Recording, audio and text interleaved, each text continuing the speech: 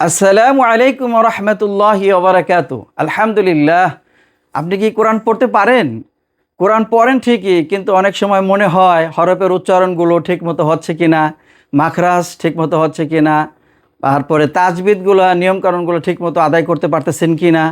মনে রাখবেন, কোরআন শেখার জন্য বয়স কোনো বাধা না। আপনি ছোট হন বা বড় হন, আপনি চাকরি করেন বা ব্যবসা করেন, আপনি যদি নিয়মিত কোরআনের জন্য প্রতিদিন কিছু কিছু সময় কোরআনের জন্য ব্যয় করেন, তাহলে আপনিও সহিশুদ্ধভাবে কোরআন শিখতে পারবেন ইনশাআল্লাহ। আল হেদায়া ফাউন্ডেশনের উদ্যোগে আমাদের অনলাইনে ঘরে বসে কোরআন শিক্ষার সুন্দর একটি কার্যক্রম অব্যাহত রয়েছে। আপনারা যদি সেই ক্লাসে কোরআনুল কারীম শিখতে চান, তাজবিদ সহ অর্থাৎ হরফ থেকে শুরু করে তাজবিদ, মাখরাজ, মদ, গুন্না সহ কোরআন সহিশুদ্ধ করে পড়তে চান, আমাদের সাথে যোগাযোগ করতে পারেন ইনশাআল্লাহ। এই ভিডিওর কমেন্ট বক্সে ইনশাআল্লাহ লিঙ্ক দেওয়া থাকবে, যোগাযোগের ফোন নাম্বার দেওয়া থাকবে। আপনারা হোয়াটসঅ্যাপ নাম্বারে যোগাযোগ করে আমাদের সেই গ্রুপে যুক্ত হতে পারেন। আল্লাহ সুবহানাহু ওয়া তাআলা আমাদের সকলকে সহিশুদ্ধভাবে কোরআন শিক্ষা করার তৌফিক দান করেন, আমিন।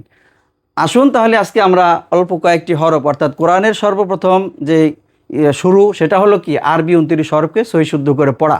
আলহামদুলিল্লাহ, আমরা আজকে বেশি না 4টি হরফ আজকে একটু মস্ক করি। আমার সাথে মিলিয়ে দেখুন তো হরফগুলোর উচ্চারণ আপনিও এভাবে করে আদায় করতে পারেন কি না। আজকে আমরা যেটা পড়ব, আরবি হরফ কয়টি? আমরা জানি আরবি হরফ হলো 29টি। এই 29টি হরফকে লিখিয়া পড়ার সুবিধার্থে কয় ভাগে ভাগ করা হয়েছে? 8 ভাগে ভাগ করা হয়েছে। তার মধ্যে 1 নম্বরে 4 হরফ। এই যে দেখুন, 1 নম্বরে কয় হরফ? 1 নম্বরে 4 হরফ। সর্বপ্রথম হরফের নাম কি? আলিফ। হরফের নাম আলিফ।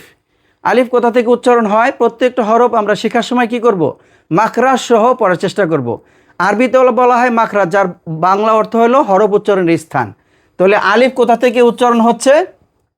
2 ঠোঁট খোলা রেখে হালকা বাতাস বের হবে এবং দ্রুত উচ্চারণ হবে। কিভাবে? দেখুন, আলিফ আলিফ আলিফ আলিফ আলিফ, হালকা বাতাস বের হচ্ছে, আলিফ। মাশাআল্লাহ। পরের হরফের নাম কি? সকলে পড়ে দেখুন। পরের হরফের নাম মিম। মিম। মিমের মাখরাজ হলো যে ঠোঁটের বাহিরে যে শুকনো অংশ, এই শুকনো অংশ থেকে মিম উচ্চারিত হয়। আমাদের ঠোঁটের কোন অংশ থেকে? শুকনো অংশ থেকে মিম উচ্চারিত হয়। কিভাবে? মিম মিম মিম। মাশাআল্লাহ। পরের হরফের নাম কি? সকলে আমার মুখের দিকে দেখতে থাকুন। প। জি, প।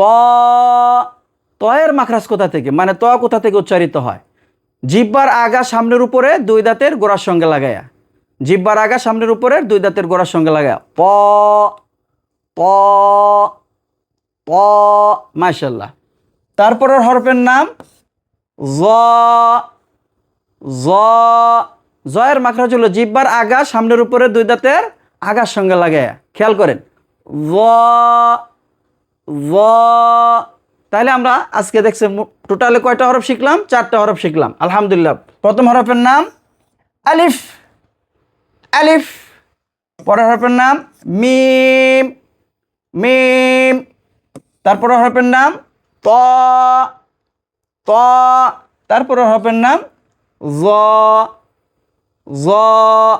আলহামদুলিল্লাহ। পরবর্তী হরফগুলো ইনশাআল্লাহ আগামী ক্লাসে আমরা শিখতে পারবো। আল্লাহ সুবহানাহু ওয়া তাআলা আমাদের সকলকে সহিশুদ্ধভাবে কোরআনুল কারীম শিক্ষা করার তৌফিক দান করেন, আমিন সুম্মা আমিন। আসসালামু আলাইকুম ওয়া রাহমাতুল্লাহি ওয়া বারাকাতুহু।